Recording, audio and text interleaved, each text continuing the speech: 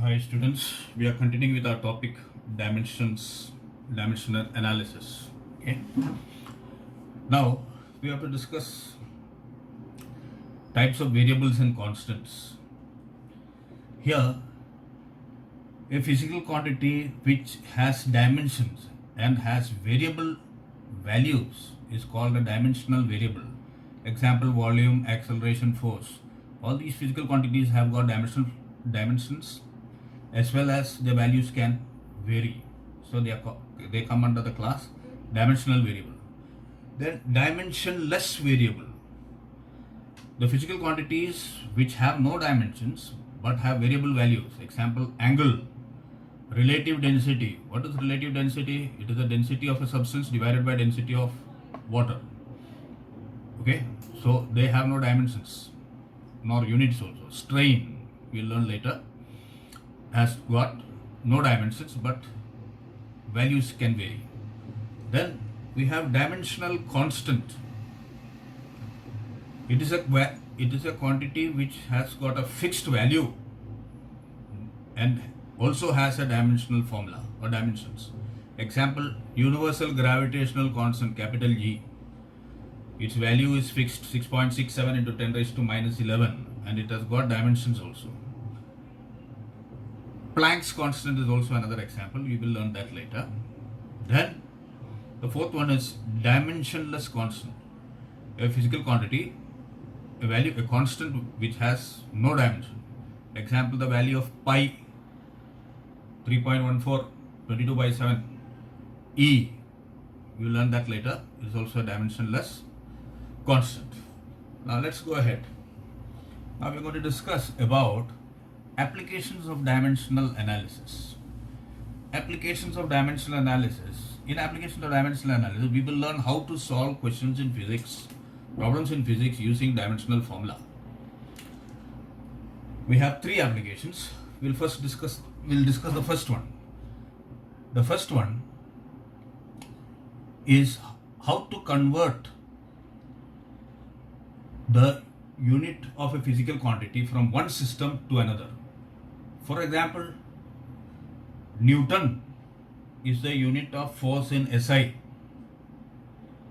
Dyne is the unit of force in CGS. We want to find the relation between these two. Just like kilogram is the unit of mass in SI and gram is the unit of mass in CGS. We know the relation. 1 kilogram is equal to 1000 grams. Similarly, we have derived units. We want relation between derived units. How to find the relation? Let us find. Just now I told you, for example, 1 Newton equal to how much dyne we want to find. Now, if in one system of units, suppose a unit of a physical quantity is U1 and in another system it is U2, just like Newton is U1 and dyne is U2. In the first system, the numerical value of the physical quantity is N1 and in the second it is N2. Now, whatever be the unit, the magnitude of the physical quantity Q should remain same. That means the first system N1 U1 is the magnitude of the physical quantity. It should be the same as N2 U2. Based on this, we will derive relation between different units of the same physical quantity in different systems. Let us see how it is done. This is the funda. Now, let us say the physical quantity Q has dimensions MA, LB, TC. ABC can be 1, 2, 3, any whatever value it is. Okay. Now, in one system, the unit first system unit U1, if it is M1 to the power of A, L1 to the power of B, T1 to the power of C. That means in one system, first system, the unit of mass is M1, unit of length is L1, and the unit of time is T1. And in the second system, unit of the same physical quantity. In this system, mass is M2, length is L2, time is T2. Therefore, the unit will be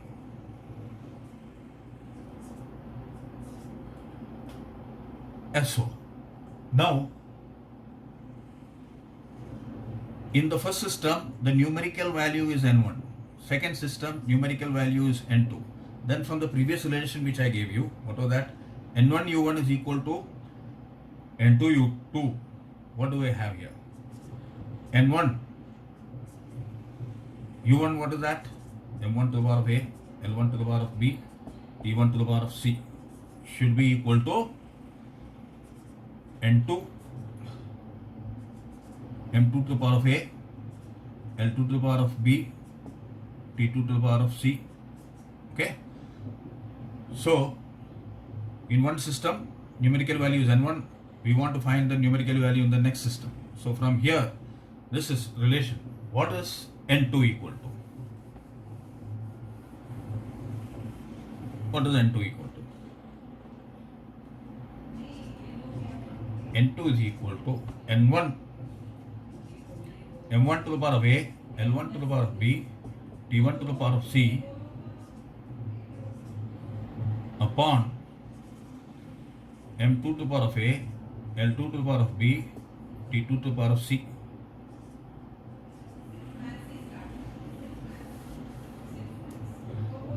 What is this equal to? M1 by M2 to the power of A, L1 by, sorry, to the N1, L1 by L2 to the power of B, T1 by T2 to the power of C. Just now, let us apply this to find the relation between Newton and dyne.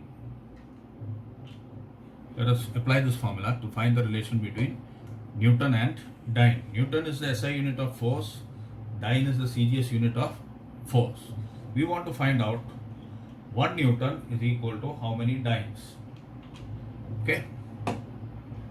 We have the relation here. And so, what is our aim? To find the relationship between Newton and dyne. So, this is the SI unit of which physical quantity? Force. Force has got dimensional formula M1, L1, T minus 2. So, what is our A equal to? A equal to 1. What is our B equal to? 1. What is C equal to? Minus 2. Now, N1 is equal to 1 Newton, where Newton is the unit of force. What is mass? M1, it is kg. What is length? It is meter. What is time? It is second. Now we want to find N2. N2 is in CGS, dyne. We want to find how many dynes. What is mass in CGS? It is gram. What is length? It is centimeter. What is time? It is second itself. So now, using the formula which I had shown you earlier, we are going to substitute these values and find 1 Newton equal to how many dynes. So let us do that.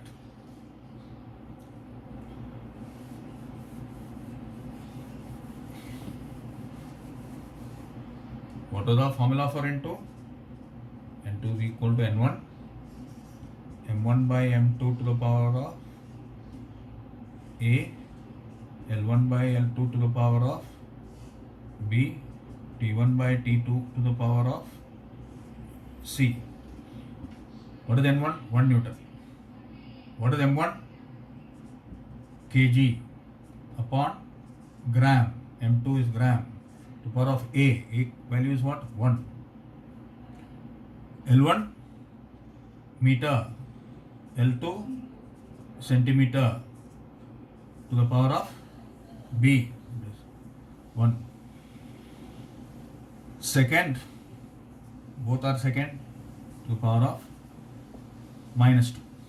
Okay. Now we want to find N2.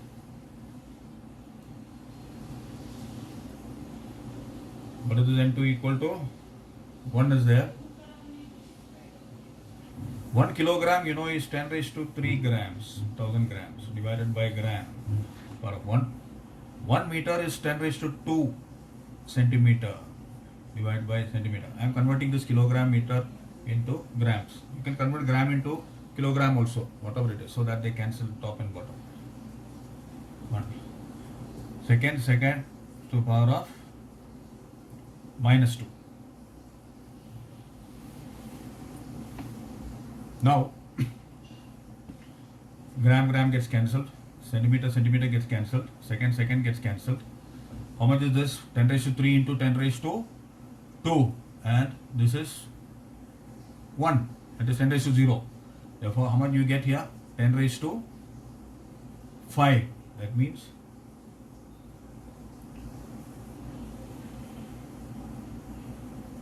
1 Newton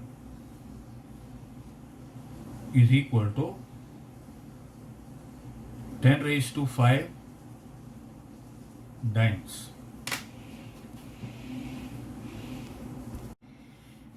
Yeah, just as we have derived relation between Newton and dyne, 1 Newton equal to 10 raised to 5 dyne, you can also try the relation between Joule and erg. Joule and erg are the units of work done or energy in SI as well as CGS. What difference will there be in the method?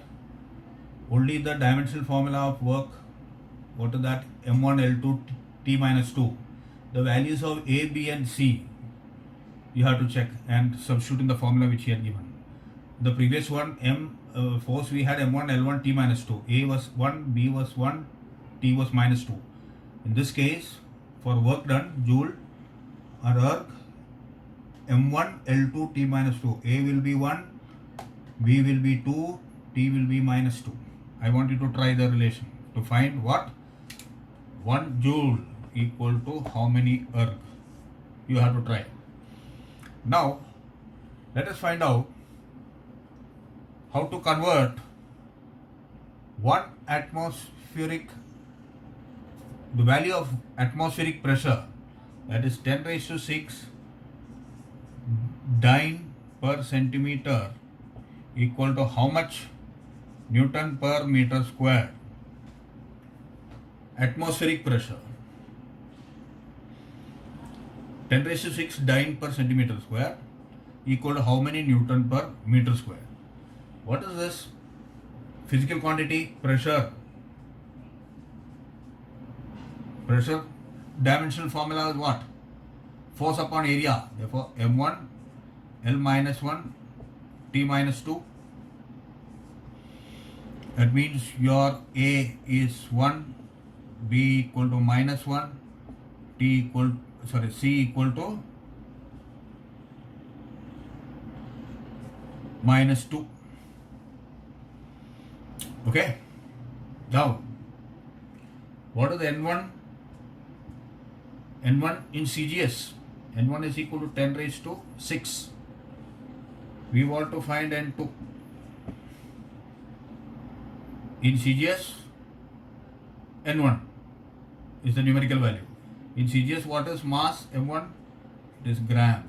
What is length L1? Centimeter. What is T1? Second. In MKS or SI, what is mass? Kg. length, meter, time, second. So let us find out the value of N2. What was our formula? N2 equal to N1 M1 by M2 to the power of A, L1 by L2 power of B, T1 by T2 power of C. Substituting the values, 10 raised to 6, N1 is 10 raised to 6, M1 what was that? Gram, M2 kg. What was the value of A? 1. L1 centimeter upon meter power of -1. I think B was -1. Yeah. And second -2, 10 raised to 6.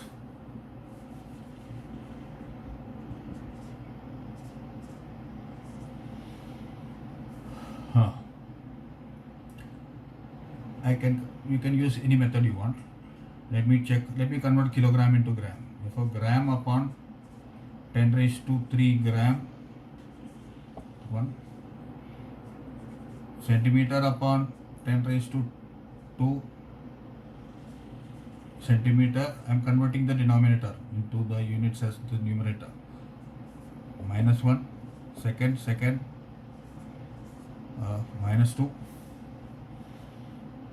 Now what get cancelled here?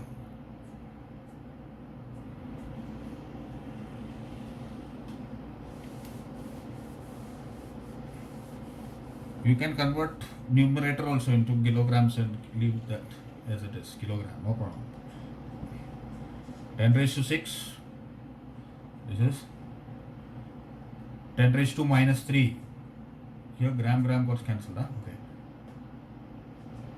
10 raised to, okay, it's a denominator to the power of 1, -3, 10 raised to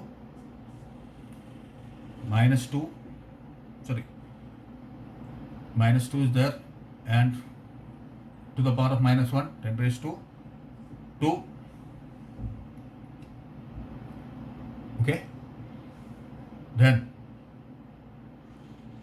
this is into 10, it is 1, that is 10 raised to 0. So what do we get here? 10 raised to 6 -3 plus 2. How much is this? 10 raised to 5. Therefore, what do we have here?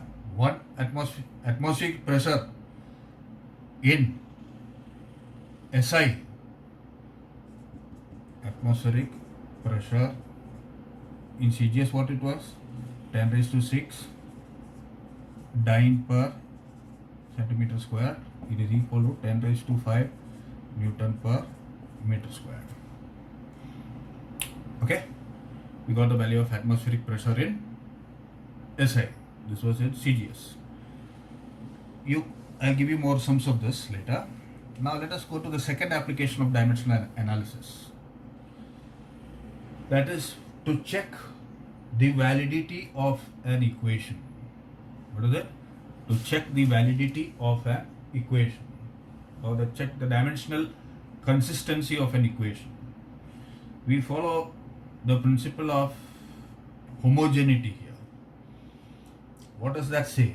If you have an equation x equal to a plus b plus c and so on, this equation is valid according to principle of homogeneity if the dimensional formula of each term in this equation on either side of this equation are same.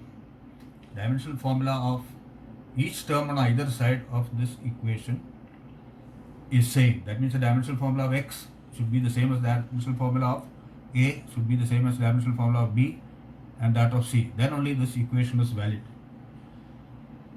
by principle of homogeneity. Let us check whether this relation is correct or not.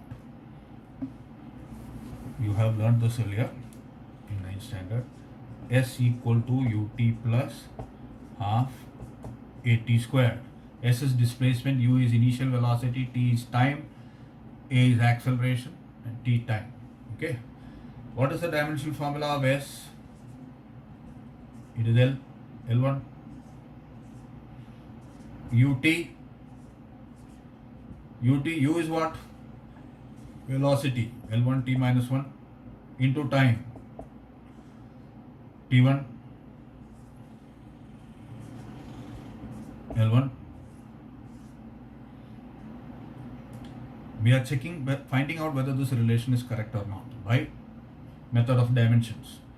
Now half a t square, what will be its dimension? Half has no dimensions. Acceleration L1 t minus 2 t squared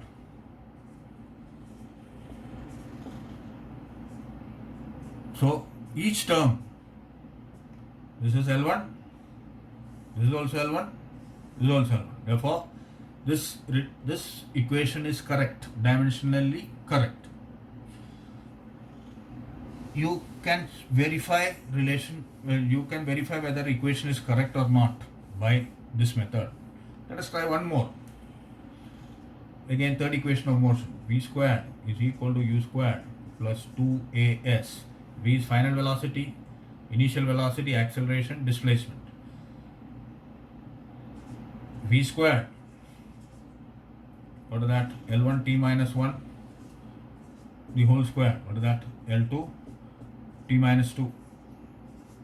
This term's dimensional formula. Now it should be the same as that of this as well as that of this. U squared L1 t minus 1, the whole squared, what is that? L2 t minus 2.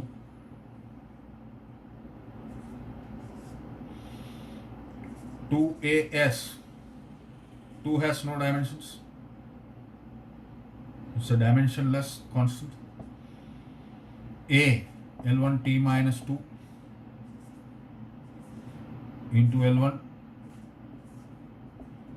L2 t minus 2.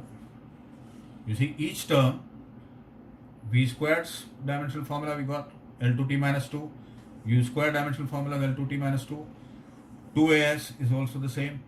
Therefore this relation is correct. Okay, now we'll do another application, sum based on the same thing. Let's find out. Now you have a relation F, that is force, is equal to a root x plus b t square. It is assumed that the relation is correct. A and b are constants. Okay, A and b are constants. A and b are constants. A and b are physical quantities. Let us say. Let us find out. What is x? X is displacement, t is time. You are asked to find what will be the dimension of A upon B if this is a valid equation. Force, displacement, time. We want A upon B. What will be the value of A upon B? If this equation is valid, this dimensional formula should be the same as that of force. This also should have the same dimensional formula as that of force. So let us find out the value of A.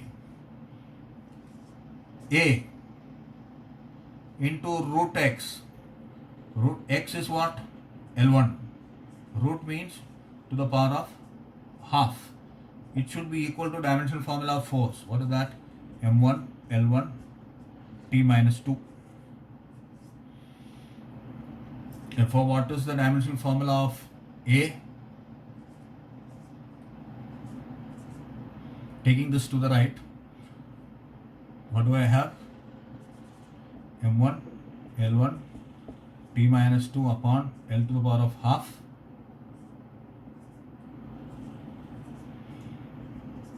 M1 1 minus half L half t minus 2.